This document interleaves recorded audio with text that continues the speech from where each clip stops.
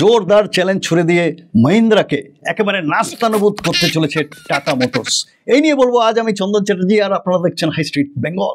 EV related নতুন নতুন ইনফরমেশনের জন্য অবশ্যই হাই স্ট্রিট বেঙ্গল চ্যানেলটিকে সাবস্ক্রাইব করে রাখবেন।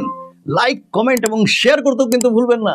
টাটা ঘোষণা করেছে যে তাদের পরবর্তী প্রজন্মের সাফারি বা হ্যারিয়ার তাদের পুরনো ল্যান্ড রোভারের D8 প্ল্যাটফর্মে আর তৈরি করা হবে না।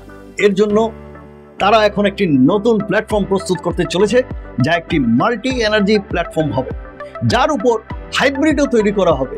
পেট্রোল এবং ডিজেল চালিত গাড়ি তো তৈরি করা হবে, আর ইভি সেটা তো থাকছেই। এই অ্যানাউন্সমেন্টটা কি আপনার কাছে খুব চেনা চেনা লাগছে?